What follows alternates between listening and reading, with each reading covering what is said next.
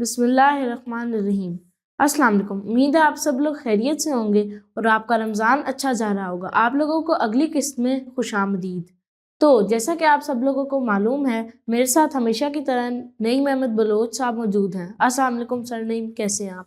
اللہ کا شکر ہے۔ پچھلی قسط میں ہم یہ جان چکے تھے کہ کفار نے ایمان لائے ہوئے لوگوں پر ظلم و ستم کرنا شروع کر دیا تھا۔ تو آج ہم سنتے ہیں کہ اس کے بعد کیا ہوا۔ تو سٹارٹ کرتے ہیں جناب اچھا جی، یہ میں بتا رہا تھا کہ ظلم و ستم کا ایک بڑا شدید سلسلہ شروع ہو گیا۔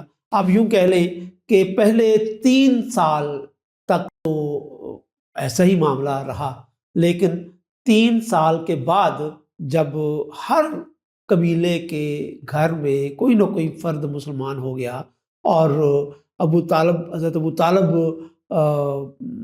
کے پاس کفار کی سفارت بھی ناکام ہو گئی، اور آپ صلی اللہ علیہ وسلم نے 2 ٹوک الفاظ میں یہ فرما دیا کہ میں اس کام سے پیچھے نہیں ہٹوں گا، تو پھر یہ سلسلہ آہستہ آہستہ بڑھنا شروع ہوا۔ اچھا، وہ جتنا ظلم کرتے تھے اس کا کوئی اثر نہیں وہ دیکھتے تھے، اس لیے وہ اپنے ظلم میں اضافہ کرنا انہوں نے شروع کر دیا۔ اور میں نے اس کی مثال بھی تھی، حضرت بلال کی مثال دی تھی، اور غریب لوگوں میں، غلام لوگوں میں حضرت بلال کی مثال دی تھی، اور بڑے لوگوں میں حضرت عثمان بن عفان کی مثال دی تھی، اس طرح حضرت مصعب بن عمیر کی بھی مثال دی تھی۔ اور یہ سلسلہ آگے مزید بڑھا، اور ایک غریب قبیلے کے لوگ تھے، ان میں حضرت سمیہ ایک خاتون تھی، ان کو ابو جہل نے نیزہ مار کر شہید کر دیا۔ اور حضرت عمار کے والد جو تھے وہ ایک غریب صحابی تھے۔ صحابی کا مطلب آپ سمجھتے ہیں؟ جو حضرت محمد صلی اللہ علیہ وسلم کے کمپینین ہو؟ جی، کمپینین جن کو آپ کہتے ہیں، جو آپ کے اوپر ایمان لائے، جو آپ کی تربیت میں رہے، جو آپ کے، ویسے تو ہر اس بندے کو کہتے ہیں جنہوں نے رسول کریم صلی اللہ علیہ وسلم کا زمانہ دیکھا ہو اور آپ پر ایمان لایا ہو، یعنی کہ ایک تو زمانے کا ہو اور دوسرا آپ پر ایمان لایا ہو، براہ راست انہوں نے دیکھا ہو ان کو لائیو اور ان کے اوپر ایمان بھی لایا۔ ہاں، لیکن ظاہر ہے کہ جو آپ کے قریب جتنا رہے گا، آپ کی تربیت میں جتنا فائدہ اٹھائے گا، اس کو ہم اتنا بڑا صحابی کہتے ہیں۔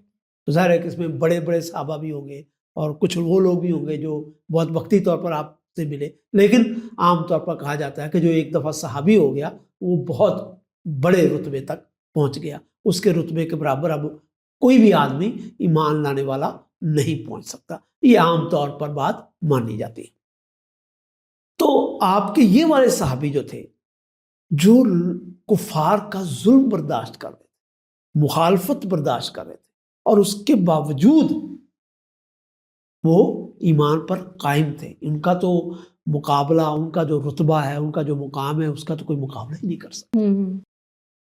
تو میں بتا رہا تھا کہ سمیہ کو ابو جہل نے شہید کر دیا، اور اسی طرح یاسر، آل یاسر ایک قبیلہ تھا، ان کے لوگوں میں بھی ایک بندے کو بھوک سے، تشدد سے مار دیا گیا۔ تو یہ 2 قتل ہو گئے، اور مار پیٹ بھی جاری ہے۔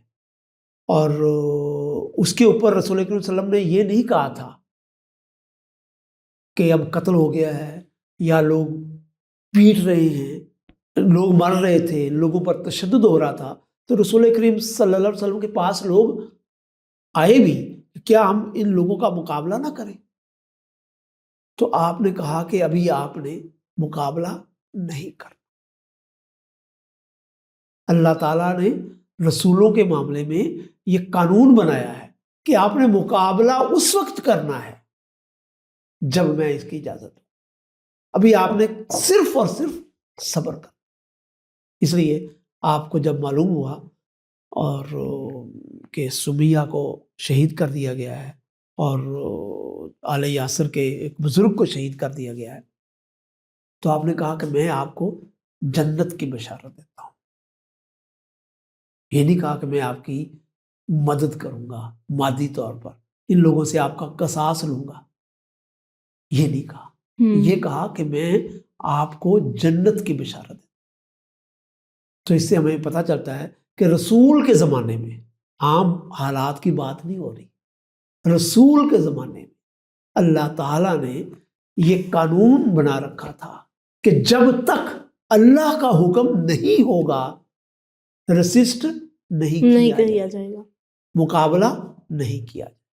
ہاں آپ اپنا بچاؤ کر سکتے ہیں، اس پر اللہ تعالیٰ نے ایک بہت سورہ عنکبوت میں اور بھی جگہ پر اللہ تعالیٰ نے مسلمانوں کو اجازت دی کہ اگر آپ پر بہت زیادہ ظلم ہو رہا ہے تو آپ محض اتنا کہہ دیں کہ چلیں جی میں اسلام کو چھوڑتا ہوں، آپ کلمہ کفر یعنی کہ آپ ان کی بات مان لیں، لیکن دل آپ کا اللہ تعالیٰ کے ساتھ ہو.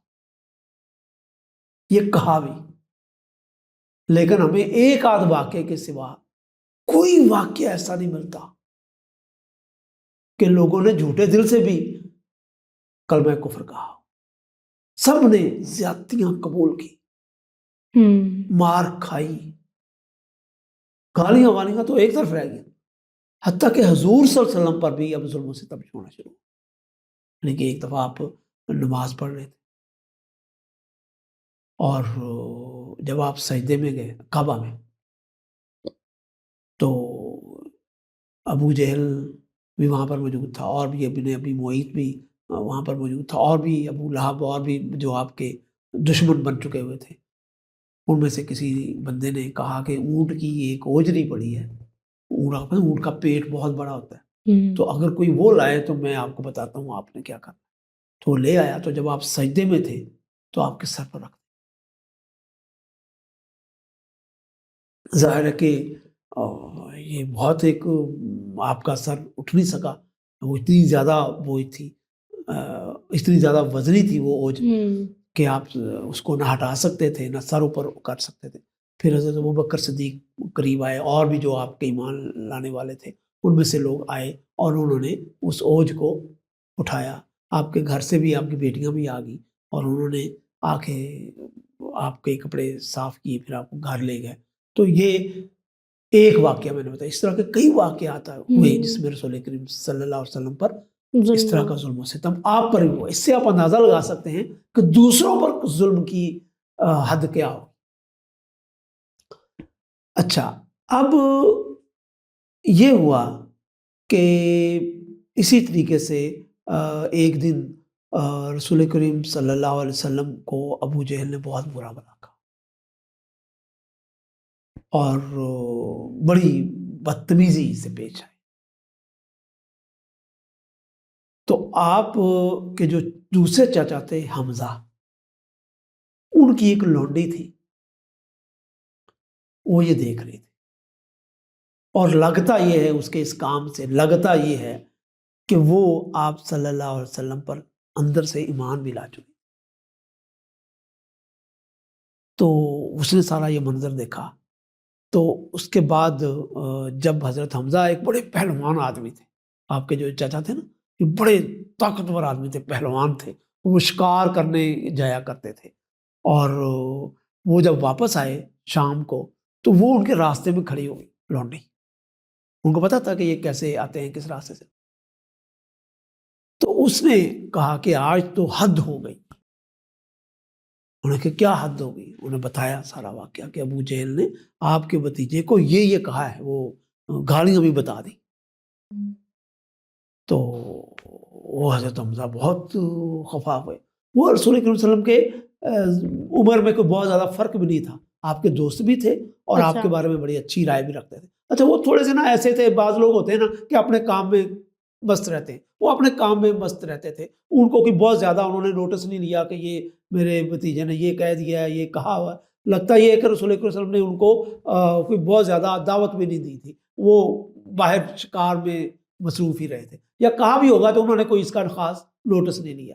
یعنی کہ کوئی مذہبی آدمی اس طرح کے تھے ہی نہیں کہ وہ باقاعدہ بتوں کی پوجا کرتے ہوں یا اس طرح کا کرتے ہوں. وہ ذرا اپنی دنیا میں مست رہنے والے آدمی. تو انہوں نے بہت اس کا برا بنایا اور ان کو پہلی دفعہ شاید احساس ہوا ہوگا کہ مکہ میں چل کیا رہا ہے کہ میرے بھتیجے پر یہ ظلم و ستم ہو رہا ہے. تو وہ بڑا غصہ ہوا. وہ اسی طرح گھر جانے کے بجائے نا سیدھے کعبہ میں چلے گئے اور وہاں پر انہوں نے لونڈی نے بتایا کہ وہ وہیں پر بیٹھا ہوا ہے ابو جہل. جاتے ہی حضرت حمزہ نے اپنی جو کمان تھی وہ ابو جہل کو کہا کہ تم نے میرے بھتیجے کو یہ کہا ہے نا، اور کچھ جواب سنے بغیر مار سر پھاڑ دیا، اچھا۔ اور جو گالیاں دی تھی وہ واپس کی، ہوں۔ اور وہاں پر لوگ جو ابو جہل کے ساتھی تھے وہ بھڑک اٹھے۔ اس سے پہلے کہ وہ لڑائی ہو جاتی، ابو جہل نے سب کو کہا ٹھہر جاؤ۔ اس کو پتا تھا کہ اگر لڑائی ہوگی تو پھر جو روایت ہے اسی کے مطابق فیصلہ ہوگا، کچھ لوگ حمزہ کے ساتھ ہو جائیں گے اور کچھ لوگ میرے ساتھ ہو جائیں گے، اور پھر وہ جو مذہب کی بات ہے وہ ایک طرف رہ جائے گی، پھر ایک جنگ ہو جائے گی، ٹائپ آف سول وار بن جائے گی۔ ہاں سول وار نہیں، سول وار تو ایک حکومتی معاملہ ہوتا ہے نا وہاں پر، یعنی کہ وہ انہوں نے کہا کہ بات یہ ہو جائے گی کہ ہم تو محمد کی مخالفت اس وجہ سے کر رہے ہیں کہ وہ نیا دین لایا ہے، وہ ہمیں شرک سے منع کر رہا ہے، اور اب لوگ اس کو ایک طرف رکھ دیں گے، صرف اس بنیاد پر اس کی حمایت کریں گے کہ وہ ان کے قبیلے کا ہے، ان کی پارٹی کا ہے۔ تو ابو جہل نے ان لوگوں کو روکا، انہوں نے کہا کہ میں نے اس کے بھتیجے پر کہا تھا اس کو غصہ ہونے دیں، برداشت کر۔ اب ابو جہل جو ہے وہ اس کو خیال ہوا کہ میرے بھتیجے پر اتنا ظلم، انہوں نے کہا میں جاتا ہوں، اور اس کو ابو جہل کو یہ بھی کہا، کہ جب یہ غصہ نکالا نا تو حضرت حمزہ نے یہ بھی کہا کہ تم اس پر میرے بھتیجے کو مارتے ہو کہ وہ اپنا دین قبول پھیلا رہا ہے، اپنا دین کی بات کر رہا ہے، سن لو میں محمد کے دین پر ایمان لایا، اب تم نے جو میرا بگاڑنا بگاڑ۔ اچھا جب انہوں نے یہ بات کہی نا تو پھر ان کو تھوڑا سا احساس ہوا کہ میں نے بڑی بات کہہ دی ہے، میں اپنے باپ دادا کے دین کو، اپنے باپ عبد المطلب کے دین کو چھوڑ رہا ہوں۔ اچھا پھر ان کو ذرا احساس ہوا، انہوں نے کہا میں آج محمد سے ملتا ہوں، پھر وہ چلے گئے۔ اس وقت رسول اکرم صلی اللہ علیہ وسلم پتہ کیا کرتے تھے کہ آپ نے سب کو یہ کہہ رکھا تھا کہ آپ نماز وغیرہ کعبہ کے بجائے گھر میں پڑھ لیا کریں، اور تاکہ لوگ آپ پر ظلم و ستم نہ کیا کریں، تو ایک آپ نے جگہ بھی خاص طور پر بنا رکھی تھی جو ذرا ہٹ کر تھی، اور وہاں پر آپ کے سارے صحابہ آ جاتے تھے، آپ ان کو بتاتے تھے کہ ان پر یہ قرآن نازل ہوا ہے، تو وہ آپ نے ایک طرح سے اپنی بیٹھک یا اپنی بیٹھنے کا جگہ ام ایمن کے گھر میں اس کو کہتے ہیں وہ بنا رکھا تھا۔ تو وہ وہاں پر آ گئے اور آ کے انہوں نے فخر سے بتایا کہ بھتیجے میں نے تمہارا بدلہ لے لیا ہے، عمر بن حکم سے تمہارا بدلہ لے لیا ہے، اس کا سر پھاڑا۔ تو حضور نے فرمایا کہ چچا مجھے اس سے کوئی غرض نہیں، میری خوشی تو تب ہوگی جب تم بھی ایمان لے۔ اور پھر انہیں ظاہر ہے کہ جو بھی ایمان لانے کی باتیں تھیں بتائی ہوں گی، ان کو توحید کی بات بتائی ہوگی، آخرت کی بات بتائی ہوگی، اپنے رسول ہونے کی بات بتائی ہوتی۔ تو حضرت حمزہ نے کہا بھتیجے اگر تمہاری خوشی اس میں ہے کہ میں تم پر ایمان لاؤں اور تمہارے سچا ہونے کی گواہی دوں تو سن لو میں تمہارے سچا ہونے کی گواہی دیتا ہوں۔ اب حضرت حمزہ بہت طاقتور قبیلے کے طاقتور آدمی تھے، تو ان کے اس ایمان لانے پر لوگ بہت خوش، سب نے مل کر نعرہ لگا اور کہا کہ آج تو ہم، حضرت حمزہ نے کہا کہ میرے ساتھ چلیں، آپ کیوں چھپ کر نماز پڑھتے ہیں؟ سارے گئے کعبہ میں، سب کے ساتھ سب کے سامنے نمازیں پڑھی اور کسی نے کچھ نہیں کہا، اور سارے، یعنی کہ اس سے پتہ چلتا ہے کہ حضرت حمزہ کا وہ بڑا روب تھا، بہت امپیکٹ تھا۔ تو یہ ایک بڑے آدمی کی، ایک طاقتور آدمی کے ایمان لانے کا وہ واقعہ تھا جس سے مسلمانوں کو بڑی خوشی ہوئی، اور خود حضور صلی اللہ علیہ وسلم بھی ظاہر ہے کہ اس سے بہت خوش ہے۔ وہ تو عام آدمی کے ایمان لانے پر بھی بہت خوش ہوتے تھے، تو یہ تو ایک خاص آدمی کے ایمان لانے کا واقعہ تھا، اس سے آپ بہت خوش ہیں۔ تو حضرت حمزہ کے ایمان لانے کے واقعے کے بعد ایک اور بڑا واقعہ ہے ایمان لانے کا، اس کا ذکر ہم ٹھیک ہے. اگلی قسط میں کریں. تو ساتھیوں آج کی اس قسط میں ہمیں ایک بہت زیادہ اچھا ایک واقعہ پتہ چلا جس میں ایک بہت طاقتور آدمی اور آپ کے چچا ایمان لے کر آئے جس سے بہت زیادہ امپیکٹ بھی پڑا. تو جیسا کہ نئی بلوچ صاحب نے کہا ہے کہ ایک اور واقعہ بھی ہے، تو اگلا واقعہ ہم اگلی قسط میں سنیں گے. تب تک کے لیے خدا حافظ.